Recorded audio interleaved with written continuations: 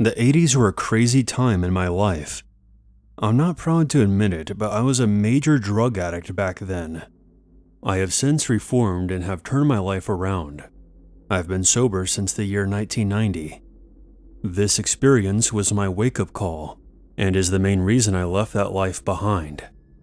Back then, I was working as a window washer in Birmingham, Alabama. I lived in a small apartment just outside the city. In those days, a lot of contraband came through there, and I was kinda sorta friends with my dealer. We'll call him Chris. I had known Chris since high school. He was always a bad seed, and had a criminal record the length of my arm, which is to be expected in this line of business. We had kind of a standoffish relationship. He tried several times to get me to come hang out at parties with him, and go to bars and whatnot, but I always declined, because I never fully trusted him. However, as my addiction became worse, I began to let my guard down more and more. It was on a Friday night. I remember this clearly because I had just gotten paid, and being the pathetic addict I was, I called up Chris as soon as I cashed my check. Hello? Hey Chris, it's Richie. Are we good for a meetup? Yeah, but I need you to meet me somewhere else tonight. Why? Because I don't want to get busted selling this shit to you in the same fucking place over and over again. The police came and knocked on my door this morning, accusing me of slinging dope. Oh, shit. Really? Yeah. It's a good thing I don't keep my stash at my place, or I would have been screwed. But they're watching me, and I think someone is running their mouth. Chris, I would never. Look, just shut up, and drive out to the old abandoned church, and be there by 7. Chris abruptly hung up. The church Chris referred to was located roughly 30 minutes outside of the city, toward Coburg. I had only ever been there once back in high school, when a mutual friend of ours had a keg party there. I thought he was being overly paranoid, wanting to meet me all the way out there, but I had to play by his rules since he was the one with a supply. So I made the drive out there, and was sitting in the back of my pickup truck outside of the old church, which was nothing but a heap of charred ashes, barely standing. That party I mentioned took place way back in '81, so someone took it upon themselves to torch the place since then. This was a time long before cell phones, so I pretty much just sat there and listened to the radio while I waited for Chris to show up. I got out and walked to my driver's side door and checked the clock on my dashboard, and saw that almost an hour had gone by since I arrived. There was still no sign of Chris. It was now dark out as well, which was making me feel uneasy. This church was off a back road near Interstate 22, which was practically in the middle of nowhere. There were no streetlights or anything out here.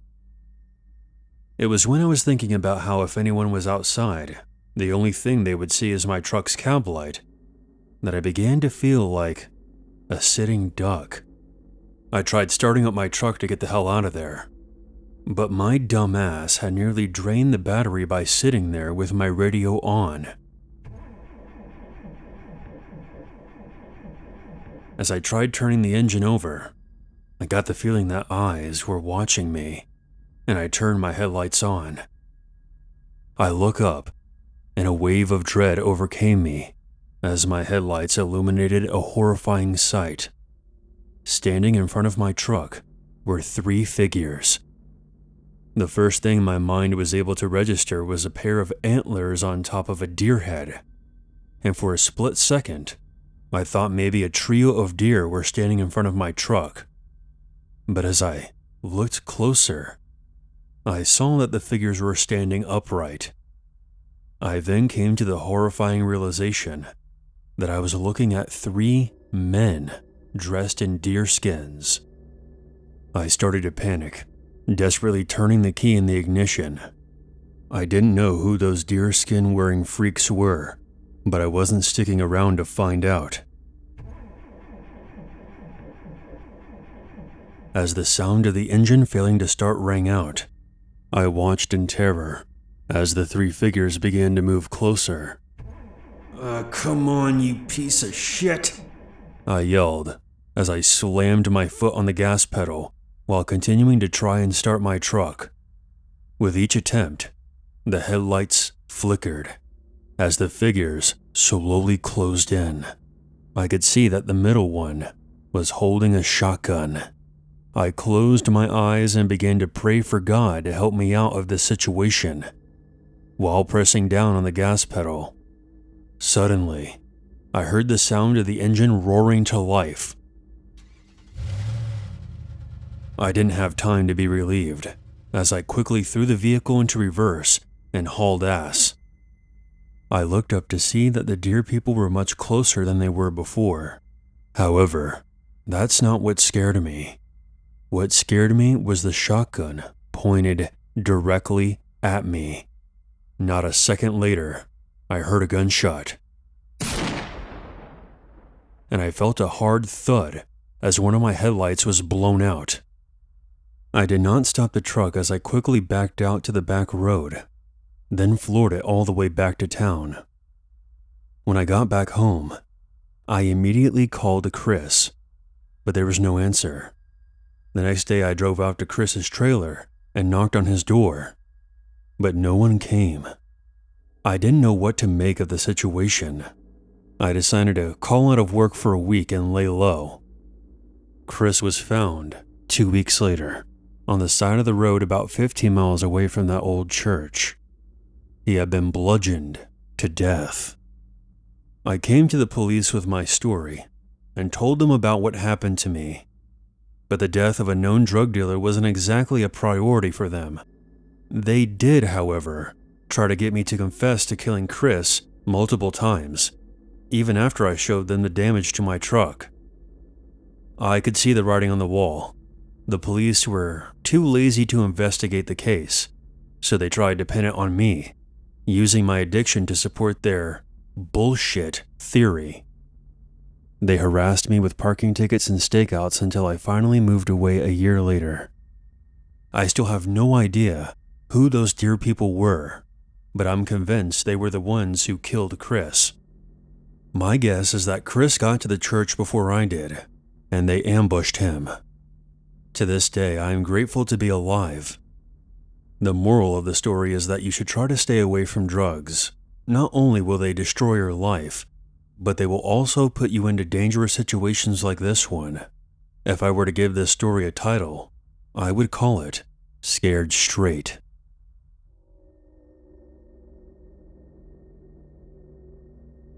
I want to start this off by saying that this is my grandmother's story. Certain details might be a little vague.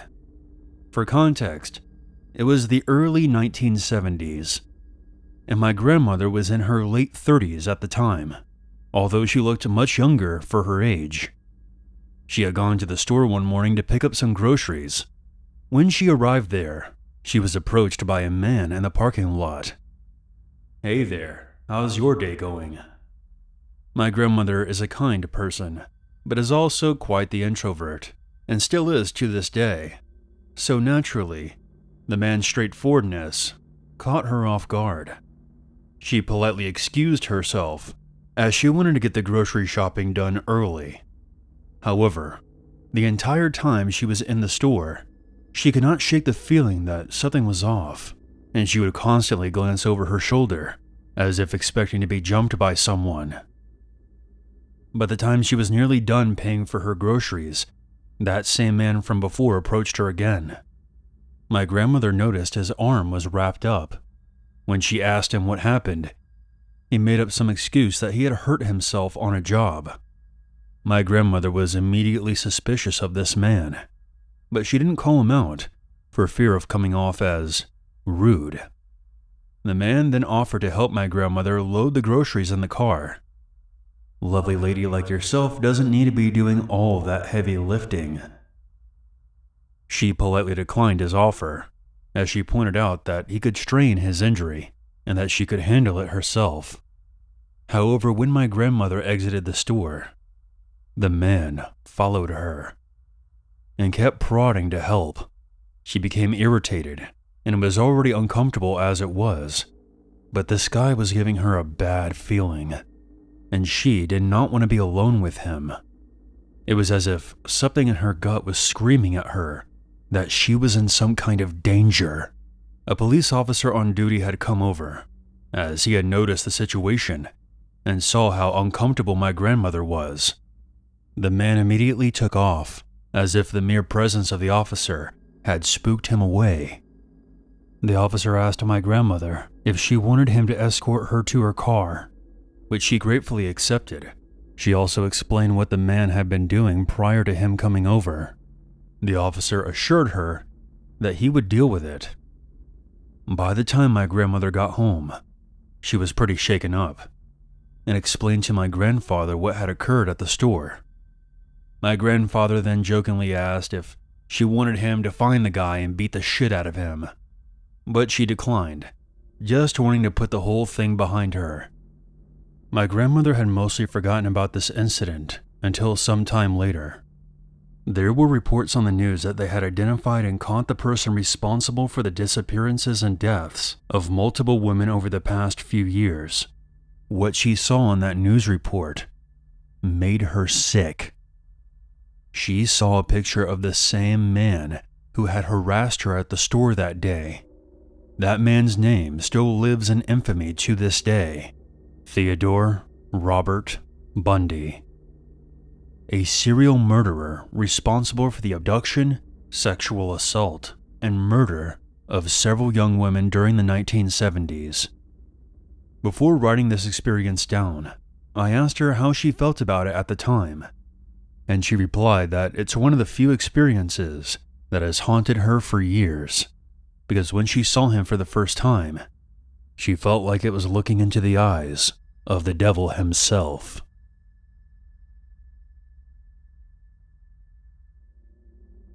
My name is Frederick, and this story happened in the summer of 2022. I was on a solo vacation to France. Since the COVID restrictions were lifted, I decided that was the best time for a vacation. I was unemployed at the time, and I had no work schedule obligations. I decided to stay in Nantes, one of my favorite towns in the country. One evening around 7 p.m., I got off at a random station and made my way onto a public university campus. It was open but mostly empty. I imagine this place was quite lively during the semester, but it was a ghost town now, and it gave off a creepy vibe. I wandered down several empty hallways, explored the cafeteria, and even walked into the dark, empty auditorium. To my surprise, there was no security in sight. But suddenly, my heart dropped when I heard footsteps coming down the hallway that led to the auditorium.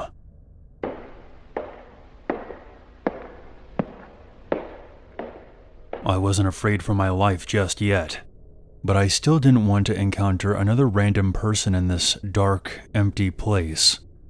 So I hid in a small bathroom off to the side.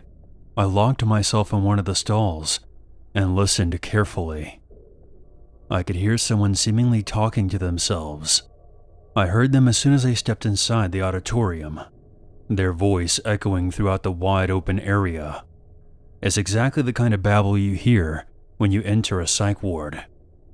I nearly shat my pants when I heard the bathroom door swing open, followed by what sounded like a knife being dragged across the ceramic wall. Eventually, the person stood outside the bathroom stall I was hiding in. Luckily for me, the bathroom stalls here are completely private and enclosed, unlike the restrooms back home. But I was still trembling. The crazed man kept banging on multiple stall doors, including mine. I was completely helpless. Surely he realized that my stall was the only one that was locked. All I could do was wait and hope for the best. After a while, all fell silent. I stayed there, trapped, for what felt like an hour before I had the courage to step out. Thankfully, no one was there. I then stepped out into the empty hallway and made a run for it. As I took off, I heard somebody running right behind me. and even felt something scrape against me for a second. Before leaving the hallway, I looked behind me. There was a very tall man, possibly of Middle Eastern descent, with long, unkempt hair. It appeared as though he had gone completely insane and was coming towards me with a large knife. I made it off campus and kept running until I reached the tram station. Fortunately, there was a tram arriving just as I got there, and I boarded it immediately. I don't know what that crazy man was doing there, or why he stopped chasing me, but either way, I'm glad I got out of there alive.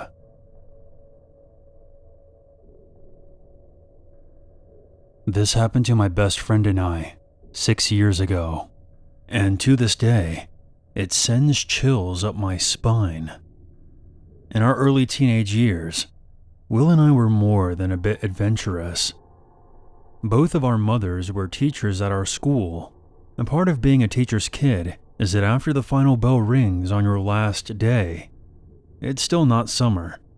You can look forward to one more week of waking up early so you can help your parent clean out their classrooms and pack up textbooks. It was always boring. And for most of the days, our moms were in meetings, so we pretty much just ran around an empty school. I remember vividly that it was a Friday, the last day before we could experience our summertime freedom. And Will's older sister Stephanie had also come to help pack up her mom's classroom. The three of us had been playing manhunt while our moms were in meetings. Will told us that he wanted to smoke. We were 15, and Stephanie was 17, but they both had been smoking for a couple of years at this point. I am the daughter of a lifetime smoker, so I opted out. We walked to the adjacent middle school football field, then past an open fence and into a wooded clearing that was the usual hangout spot for kids skipping class. I need to interject here to tell you that this story took place in my home state of Florida. And when it comes to rural Florida, it's nothing like the postcards of tanned beauties and flamingo skyscrapers. My hometown exists only because somebody developed a way to make a semi-livable land out of a swamp. So Will, Stephanie, and I sat on the outskirts of this clearing. After they were done smoking, we decided it would be fun to go for a stroll in the woods. Will swore up and down that there was a river you could swim in. We walked for about 15 minutes, and that's when it hit me. We hadn't considered how we were going to find our way back. Everything in this area looked the same. Oak trees with Spanish moss, palmettos, and pine needles. None of us thought about leaving a trail to backtrack. I took out my phone to call my mother, but there was no signal. We hadn't told anyone where we were, and it was getting to that mid-afternoon thunderstorm time. I suggested that we start heading back, but it turns out that Stephanie has no sense of direction and ended up leading us deeper into the forest. We were walking for another 30 minutes when we realized just how lost we were. Nothing looked familiar, and I quickly formed a plan. Still to this day, I am the only one in this group who's worth a damn in an emergency. I thought if we could find another open space, we could signal for help, or maybe get service on one of the phones. We walked for 30 more minutes before we saw one of those hunting stands in the trees, which was more than odd. By this point, I knew we had crossed into the national park by our school, where hunting was strictly forbidden. By this time, we were all dehydrated, hungry, and bleeding from going straight through the field of palmettos. Will was the first to see them, the cages, at least 20 of them. Huge metal cages with hatches propped open by sticks. Stephanie suggested that they were for catching wild boars, but none of us had ever seen or heard of boars around this area. Some of the cages had dried blood around them, and one looked as though they had been kicked hard from the inside. The entire time we were lost, Will had been trying to call his dad. There was no signal, so he couldn't get through. My flip-flops had broke, so I was now barefoot and bleeding pretty badly. We needed to take a break. I sat on a log while Will went around holding his Nokia up in the air. He left our sight for maybe 10 minutes when I heard him scream. Stephanie and I sprinted toward the direction of the scream, but froze when we saw two men. One had to be in his 60s, with whitish blonde hair that hung down to his shoulders and a weather-beaten face. He was covered in dirt, and the shirt he was wearing was nearly shredded to bits. The other was a lot younger, maybe in his 20s, and looked as though he had just left a job at the cubicle.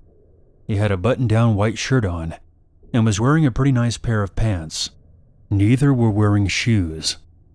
These two men were squatting and looking directly at us, close-lipped smiling, their arms limp and dangling. They stayed just like that, perfectly still. It felt like an hour passed before my fight or flight kicked in, and I decided to crouch down too and stare at them. After what I'd guess was maybe 3 minutes, the older man stood up and ran into the woods, and the younger followed behind. Will re-emerged from the forest not long after, hysterical. He was crying profusely, and he had pissed himself. He asked us repeatedly why we hadn't come into the forest after he screamed. I tried explaining to him that we couldn't because of the two men. When he finally seemed to understand what I was saying, he stopped crying and went silent. We walked for another 20 minutes in dead silence, until we saw pavement. We had finally reached civilization. It was a bike trail that ran through the national park. I had never been so excited to see asphalt. We called our parents. We all then sat on the ground together and began crying. It had only been 4 hours, but it felt like we had been lost for days.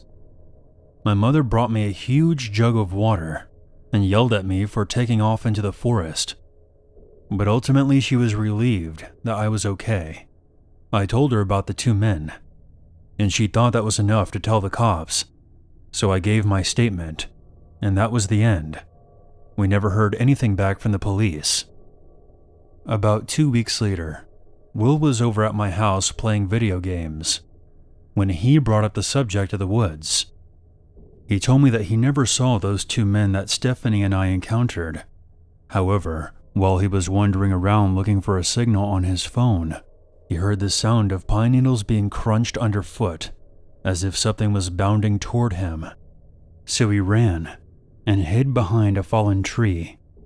The noise stopped, and he stood up and began making his way back toward me and Stephanie. That's when he saw a woman, crouching about 15 feet away from him. She appeared to have dried blood in her hair and all over her shirt. That's when Will screamed.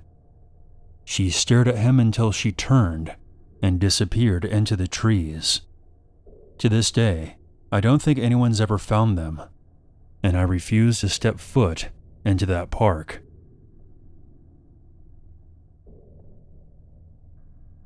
When I was just a kid, my father was diagnosed with schizophrenia, and it quickly became very severe. He started thinking the FBI was after him, becoming incredibly paranoid, and he even got into legal trouble for abusing 911. From what my mom told me, he started becoming friends with a variety of very sketchy people that included other mentally ill people, drunks, drug addicts, prostitutes, and homeless people. One day, he didn't come home from work. This was before cell phones were popular. When my mom called his job, they said that he had left on time, and everything seemed normal. She called our family members and some of his real friends from before he had gotten sick. Nobody knew anything or had seen him. When he didn't show up at the house by bedtime, my mother called the police and explained to them that my dad left without any of his belongings except for his wallet and his car, and nobody knew where he was. They eventually agreed to file a missing persons report. His car was eventually found abandoned outside of a shopping center 2 weeks later in New Jersey. 200 miles away from our home in Maryland. Since then, there has been no activity on his credit cards. No family or friends have heard from him, and the detective involved with his case suspected foul play. There were no developments in the case until 15 years later. I was attending college 6 hours away from my hometown, living in a rented house off campus with a few of my friends.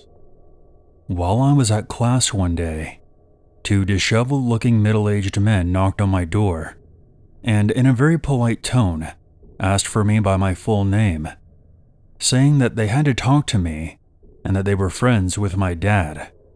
My roommate said they seemed friendly enough at first, and he started asking them normal questions, like who they were, if they wanted to leave a message for me, and how could I get in touch with them when I got back. They gave very dodgy responses, almost as if they were trying to avoid giving away who they really were, and would follow up with more questions about me, like where I currently was, could they get my cell phone number, and was the car in the driveway with the Maryland plates mine. My roommate told me he started to get bad vibes from them, and said that he was calling the police, and slammed the door on them. They immediately fled. My roommate worked with a sketch artist affiliated with the detective on my dad's case. Nobody recognizes who they are, and we never saw or heard from them again. That happened 8 years ago. It has been 23 years total since my father disappeared, and we still have no answers.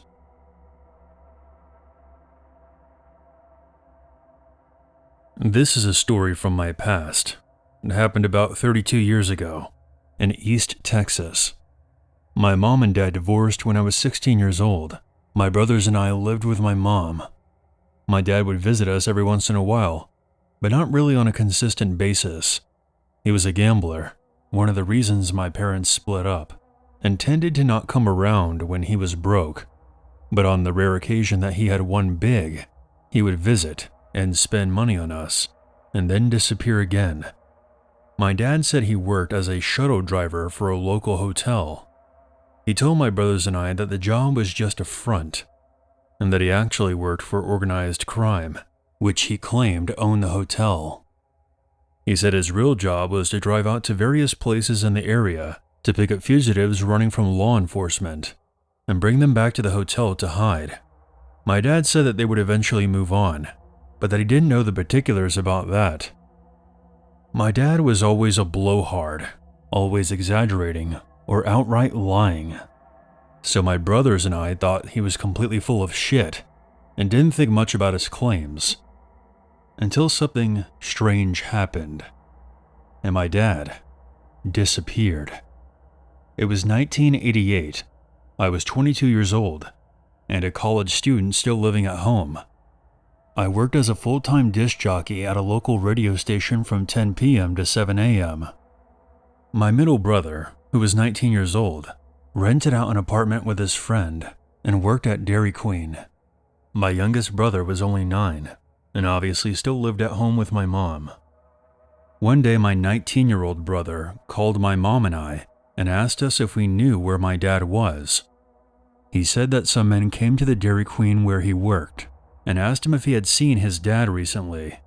He truthfully told them that he hadn't seen or heard from my dad in months, and that this was a regular thing, which was 100% accurate. My brother said these men didn't say who they were, but seemed satisfied, and left.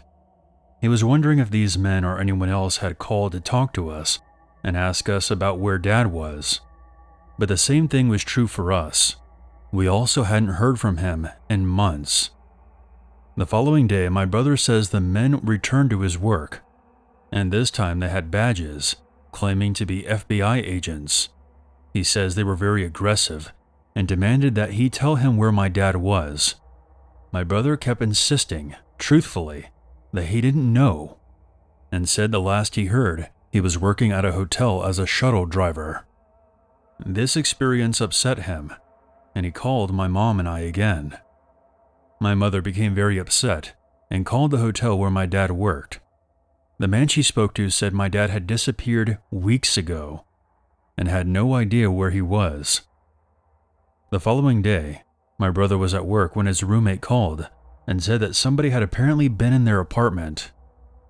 When his roommate got home, he found that the sliding glass door was open and the place had been ransacked, but that nothing appeared to be missing.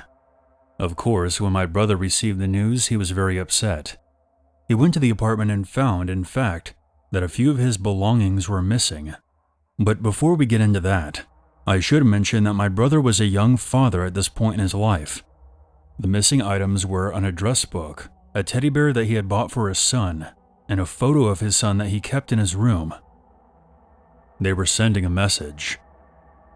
Now we were all beside ourselves with anger, fear, and paranoia. We went to the local FBI office to complain and tell them once and for all, my brother did not know where my dad was. Well, as you might have guessed, the FBI claimed no knowledge of the event and told us that they were not looking into my father at all, and that none of their agents had contacted my brother. Furthermore, when my mother told them that my dad claimed to be working for organized crime, the FBI can neither confirm nor deny that the hotel had ties to the mafia or if there was an ongoing investigation. My mom called the hotel again and told the manager that someone was looking for my dad and that they were terrorizing my brother, and flat out asked the guy if there was any truth to my dad's claim to be working for organized crime. The man laughed at her and said, "There's no such thing as the mafia." While we were trying to make sense of all these weird details, we kept wondering why my brother was the only one being harassed, and not my mother or me. That's when I was reminded of a strange event that happened to me about 2 or 3 weeks prior. Because I work overnight, I was often wide awake in the middle of the night on my days off, with nothing to do. One night, I went to the local cable TV company where my friend worked as a computer systems operator, just to hang out with him for a few hours and make small talk. It was around 3:30 a.m. He had a big computer repair project that he had to do that night, so it was time for me to head back. As soon as I pulled out from his company's parking lot, a car was immediately behind me, tailgating me. I mean, they were on me so quickly, it scared the crap out of me. The car seemed to just appear out of nowhere. He also had his high beams on, making it hard for me to see. I couldn't make out anything about the vehicle. I couldn't see inside to tell how many people were in the car, what they looked like. Nothing.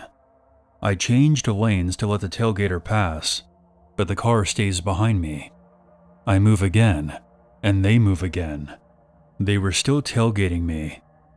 I stopped at the intersection and got in the left turning lane with my signal on, and again the car follows behind me.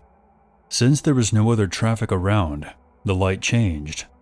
I zoomed across the intersection into the far right lane, trying to lose them, but they stayed on me. I cut into a nearby neighborhood trying to lose them, but they followed me the whole way. I finally managed to get back out to the intersection. I crossed over and went to the 7-Eleven at the corner. I jumped out and ran inside, yelling at the clerk that there was someone following me and that my life was in danger. As I did, I saw the car that was pursuing me cutting through the parking lot of the gas station, and for the first time I could see the car. I couldn't tell the make or model, but it was a tan-colored 4-door car, and there were 2 men inside. After passing by the storefront, they drove off. The clerk just blew me off and said that I was exaggerating, that it was probably just kids messing around. I eventually left, but I was still freaked out, and I didn't want to go straight home, afraid that they may follow me.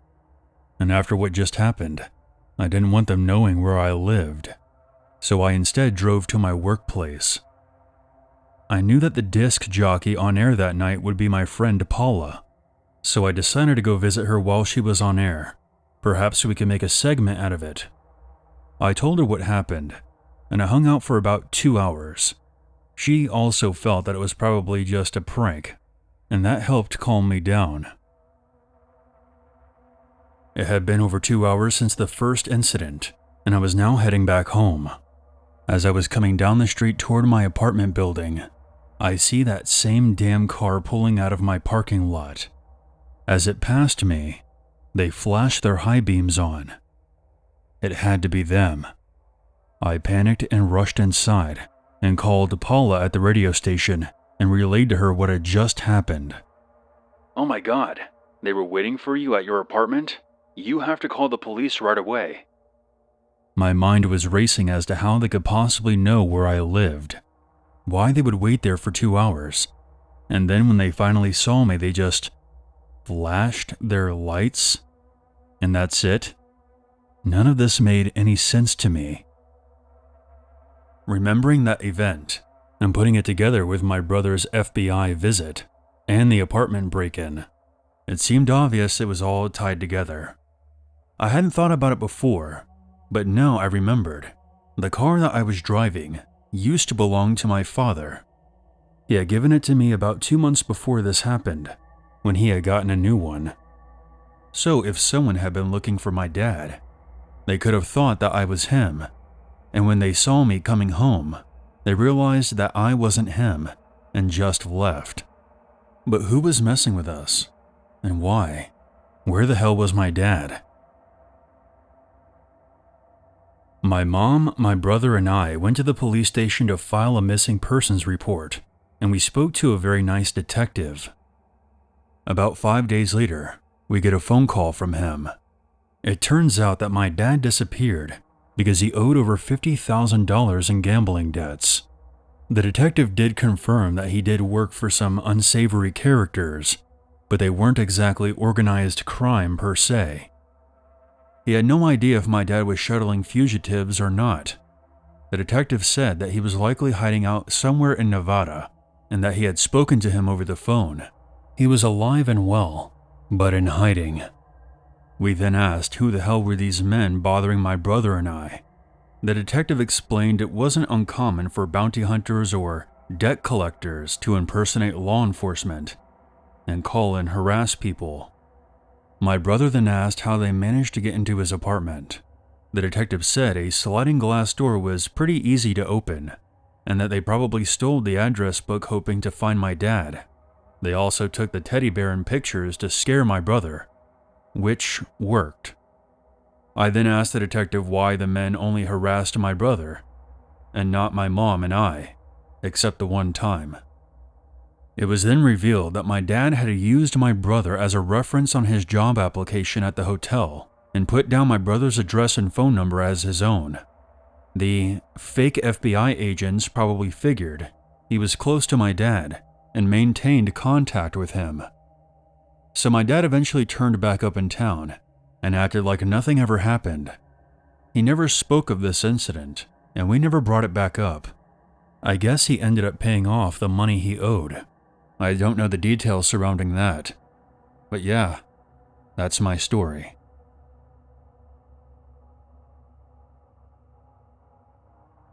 In the summer of 2006, 2 groups of tourists took the now closed hiking trail at Mount Robson in British Columbia. What resulted was one of the strangest cases of missing persons in the province's history. As the son of one of the hikers who went up that day, I've naturally wanted to find out exactly what happened. Long after the investigation closed, I continued to search for answers. This is what I discovered, based on eyewitness testimony, police records, and meteorological data. The day started off a little chilly for that time of year, but not cold enough to be considered dangerous. The tour guide separated the hikers into 2 groups, Group A, the fast group, and Group B, the leisurely group, which was a diplomatic way of saying that they were slow. My mother, an avid hiker, was put into Group A. There was supposedly a running gag between the guides that whoever reached the summit last had to wear these embarrassing neon green socks on their next excursion. But to make things fair, would also get to lead the faster group next time. At least that's how they explained the very unfashionable socks worn by the leader of Group A that day. Both groups were estimated to reach the summit by noon, with Group A scheduled to arrive about an hour ahead of Group B. Each group had a pair of walkie-talkies for safety reasons. The hike itself was supposed to be fairly safe, taking the scenic route on multiple occasions to avoid potential danger spots. There was only one way up, and only one way down. Group A quickly took to the trail, while Group B lagged behind. They made it about 2/3 of the way up when my mother slipped on a mossy rock and sprained her ankle. One of the guides got on the walkie-talkie and contacted Group B, who was carrying the first aid kit. At that point, Group B was a little under half an hour behind. Not wanting to ruin their reputation of being the fastest, Group A insisted on going ahead without my mom. They left her by the trail with one of the guides and a spare walkie-talkie, then resumed their hike. The temperature was getting much more comfortable by that point, so the guide and my mom didn't have to take any special measures to stay warm while they waited for Group B to catch up. For the next half hour, everyone stayed in contact using their walkie-talkies, and everything seemed fine. Group B eventually caught up to my mom. As they were tending to her ankle, they called ahead to Group A to check their progress. At that point in time, they had almost reached the summit. Once she was all patched up, my mom could have chosen to turn around and go back down the mountain with her guide. However, she chose to keep going with the slower group. I guess she really wanted to see the summit. This is where things get weird. At approximately 10:55 a.m., a sudden increase in temperature and atmospheric pressure was reported. Based on the meteorological data, there was a spike of approximately 15 degrees Celsius that dissipated by the time the devices conducted their next check. This is just an educated guess, but that means it lasted somewhere between 3 to 5 minutes. Now, to be fair, Environment Canada's meteorological services deem this spike to be a glitch, but many people in the surrounding area did in fact report feeling a sudden, but temporary, wave of heat around the same time. What followed was a low atmospheric rumble that sounded similar to thunder, and that it seemed to vibrate through the sky, but with a softer, less fluctuating tone. There were no storm clouds at the time, and no planes were reported in the area. Despite this, Group B continued up the mountain, with my mom in tow. When they reached the summit, they found themselves alone. They could see Group A's tracks all the way up to the summit, but they ended there. There were no tracks going down, and no signs of anyone going over the edge. There were no signs of them anywhere. It was assumed that their walkie-talkie had run out of battery, and since my mother and the guide had been left with their only spare, they were unable to reply. Investigators assumed that they had gotten lost in the woods and never made it to the summit at all, and that all the tracks that were found were from Group B. Whatever the case, 15 hikers went missing that day and were never found. I often ask my mom to tell me her side of the story, to clue me in on any details I may have missed, or things that hadn't been reported, but she refuses to talk about it. She'll either change the subject or stare off blankly into space until I shut up, which is very abnormal for my mom. There's only been one other thing that's ever solicited that kind of response out of her: the feet. In 2007, human feet, mostly left feet, started washing up on the shores of British Columbia. Nobody knows where they're from or who they belong to. Go ahead and look into it if you want to. It's one of those really bizarre unsolved mysteries you rarely hear about. When my mom heard about them, she became as silent as a grave. You wouldn't think these feet would be related to this story in any way. Mount Robson is on the east side of British Columbia, far inland, bordering Alberta. You wouldn't think there would be any kind of connection, but you also wouldn't think that many people wear high-end hiking boots with bright neon green socks.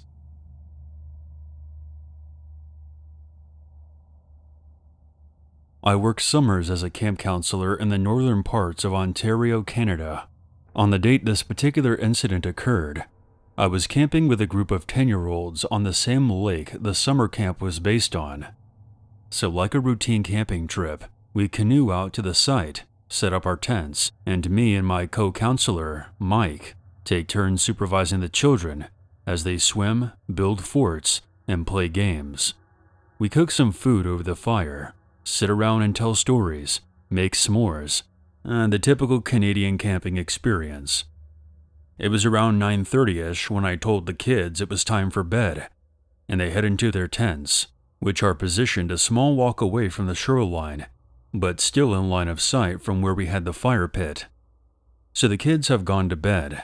Mike and I are shooting the shit by the water and smoking cigarettes, just basically hanging out before we decided to head into our tents and call it a night. What happened next still troubles me to this day and remains my go-to scary campfire story. We were both gazing into the pitch-black water when we saw a small light approaching us, slightly above water level. For a few minutes, we speculated about what it could possibly be, before it came close enough for us to see that it was mounted to the front of a kayak and that someone was approaching our campsite. Now, it's important to remember that as a camp counselor, part of our training goes over how to deal with strangers in an environment where we were responsible for a group of children. I was prepared to give the mystery paddler the typical speech about how we were camping with a group from a recognized organization, and we would respectfully ask if they go find another campsite. However, as the light drew closer, this person's appearance chilled me to the bone. Paddling this kayak was a woman who looked to be in her 60s. She had incredibly long wisps of gray hair that was trailing in the water. Her skin looked like old leather, and her dead eyes were tough to spot under all her wrinkles.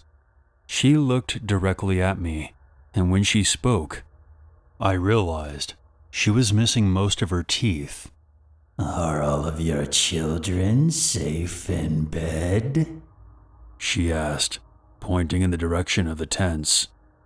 Not really knowing how to respond and quite frankly shitting myself, I said, "They're fine. It's time for you to leave now." "Oh, that's good. Just as I expected for this time of night." She smiled, then turned her kayak around and paddled off into the night. At this point in time, Mike and I were legitimately creeped out, not only by the appearance of this mysterious woman who resembled a freaking corpse, but also her inquiry about the whereabouts and well-being of our campers. Not knowing what else to do, we grabbed our hunting knives and sat by the fire after checking on the kids. Half an hour later is where shit began to get very, very disturbing. Across the lake, a female counselor was leading another group of kids around the same age. She sent me a text which read something along the lines of, "Hey Sean, stop screwing around with us. This isn't funny. My kids are very scared right now." I instantly called her and told her that Mike and I had seen someone near our campsite, and that the person seemed very creepy, and that we were not trying to pull a prank on her. That's when she told me that one of her kids had opened up their tent door to take a leak, and had seen a woman with long hair standing with her arms open near the shoreline.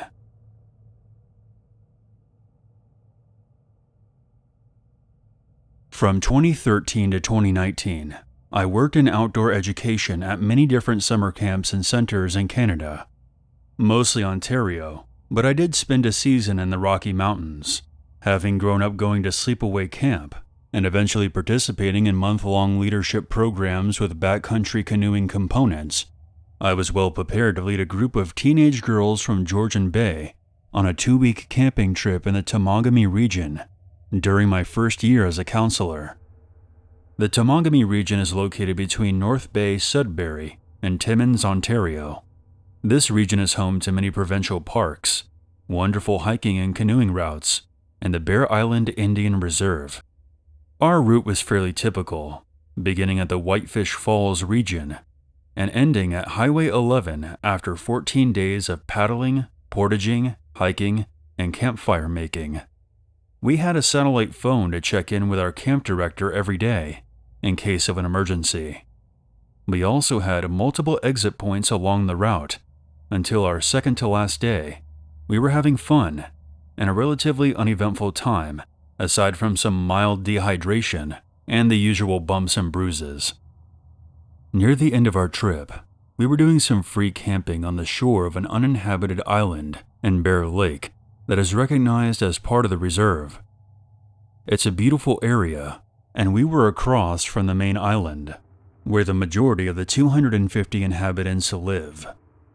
When about an hour after falling asleep, I was jarred awake by the sound of a loud boat motor.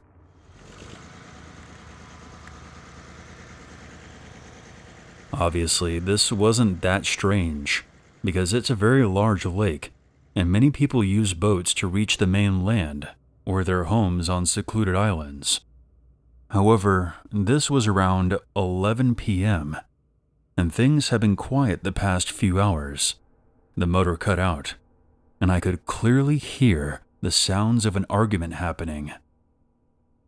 It sounded like at least one man and one woman. They were very angry and yelling at each other, although I couldn't hear anything specific because they were too far offshore. Suddenly, the woman screamed, and I heard a splash.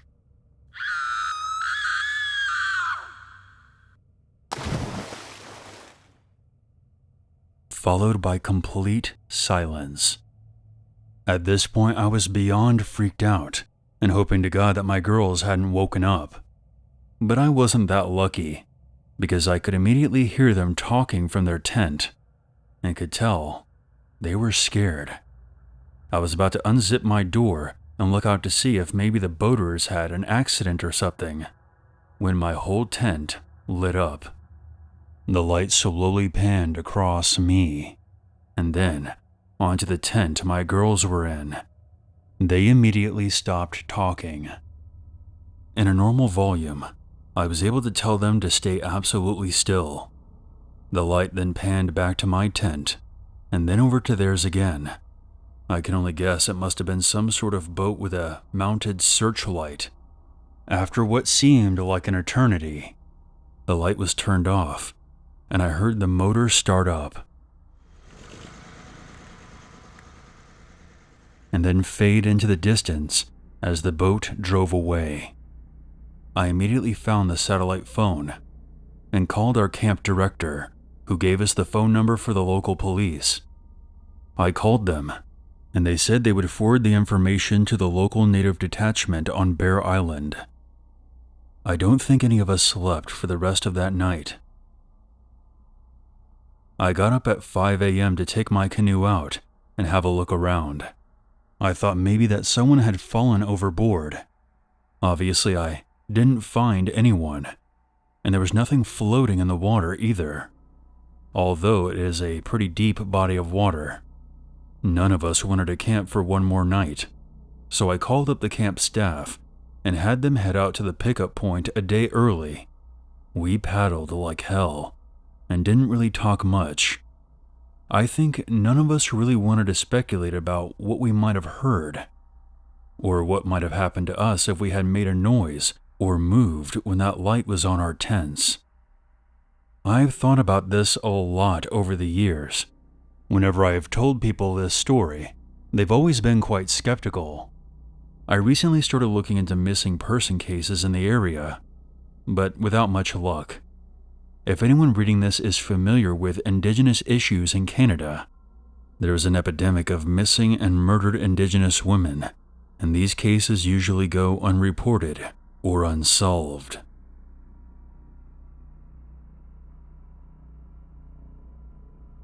I live in the foothills of the Appalachian Mountains in northwest Georgia. It's a very scenic area with hundreds of miles of national forest. There's some great state parks and a ton of fantastic camping places. Unfortunately, my hometown is also relatively poor. While there are some out-of-town residents from Atlanta and other places, a lot of people where I live are not really well off. I do freelance work as a technical writer, so I can do most of my work on a computer. If I didn't have that going for me, I would have to move somewhere else. It's just one of those small towns that will rob you of your ability to accomplish anything in life if you stay there for too long. Aside from a doctor's office, a law firm, and the Georgia Power Company, the only employment in the area is a Walmart, fast food, and a couple of grocery stores.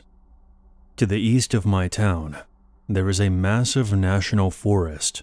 It's loaded with camping sites, and lots of relatively unused hiking trails. I really enjoy walking on them with my dog, but it can be an unnerving experience sometimes. It's about a 10-mile drive from town, and there's no cell phone service or homes for miles. In the past, there have been a lot of vehicle break-ins at trailheads.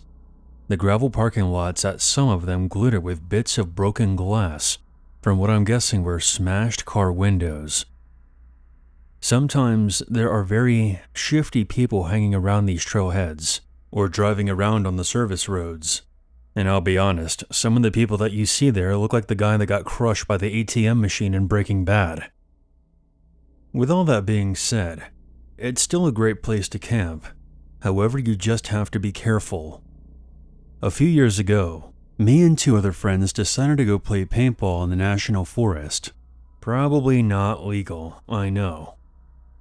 We decided to turn the paintball expedition into a camping trip as well, so we could play the next morning too. After a pretty uneventful day of shooting paintballs at each other, we drive a couple of miles to one of the more popular camping spots. Unfortunately, a church group or something had taken up all the spots in this area. This was really the only camping spot that we were familiar with, and it was getting pretty late. We decided to keep on looking, so we drive for about another hour, going further and further into the woods. By this time it was getting a bit dark, and we were getting a little worried about finding a spot.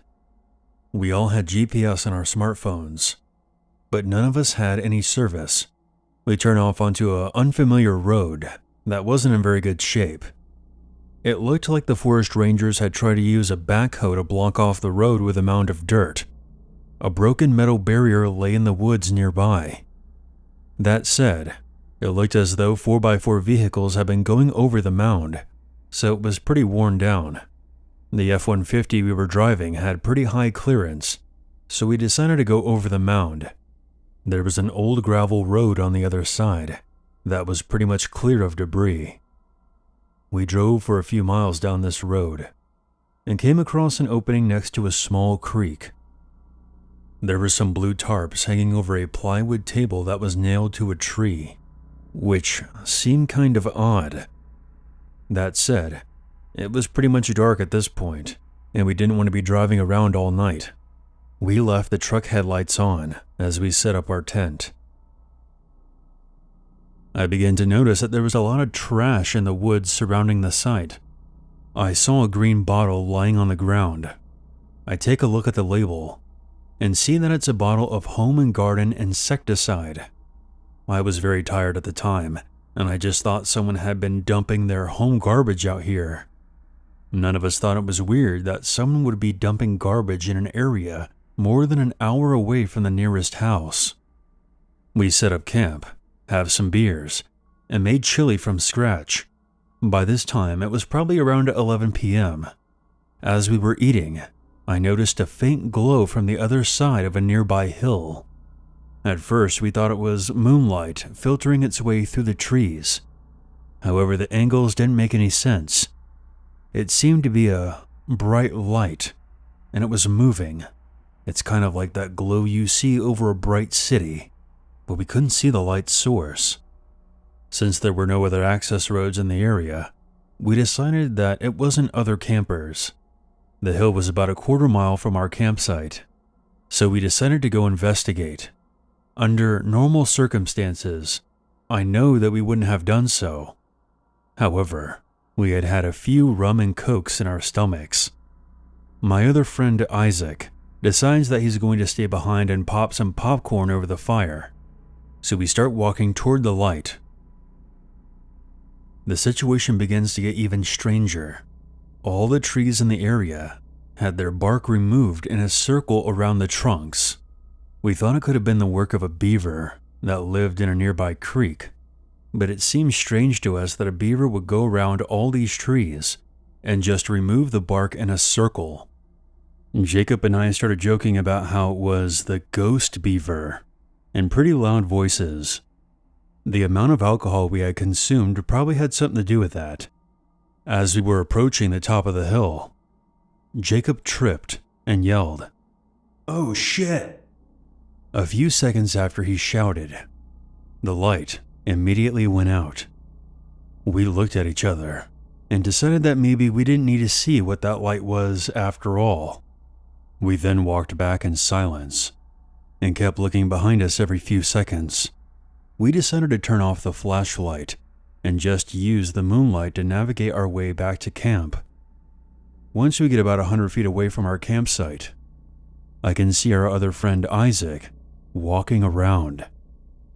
He was wearing a hooded coat that I hadn't seen him wearing before. For some reason, he's carrying his paintball gun in his hand. That seemed a bit odd. The fire had started to die down at this time, so we couldn't see our campsite very well. At this point, we had been gone for almost an hour. From the distance, it appeared that Isaac was looking for something. He kept walking around the site and was peering into the tent.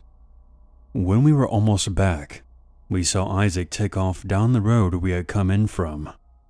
We figured that he was going to use the bathroom and didn't want to go into the forest. When we got back, we sat next to the fire and waited for Isaac to come back.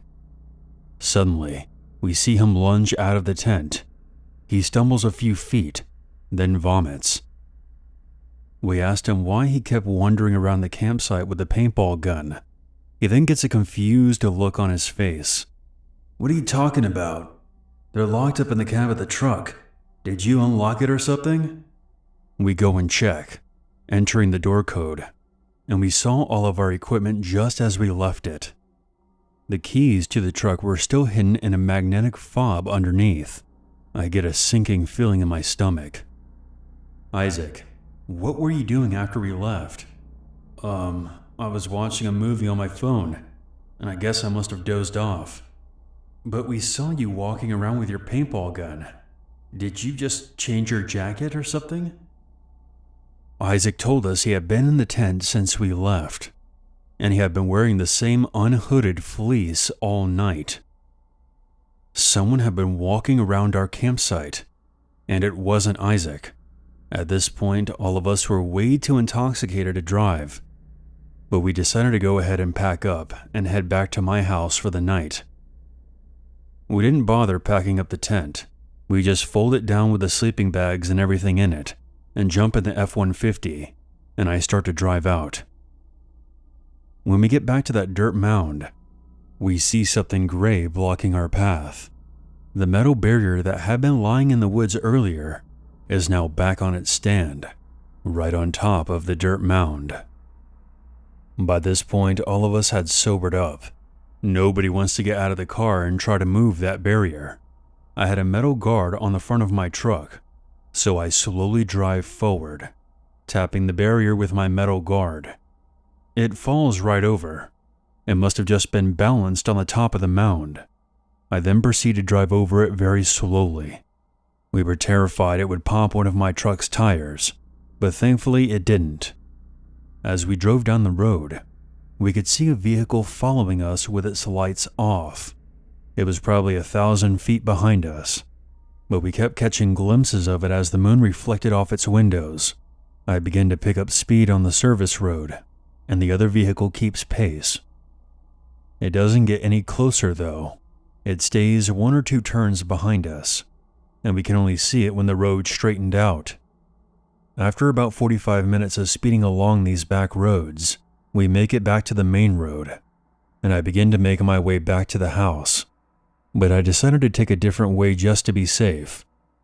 Luckily, I never got pulled over for a DUI.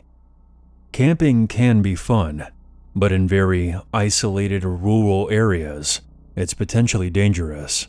I've driven past that metal barrier a few times since that night, but it's always been back in place.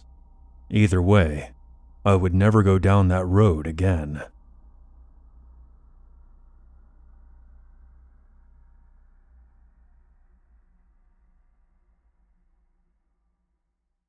There's always a reason to be afraid.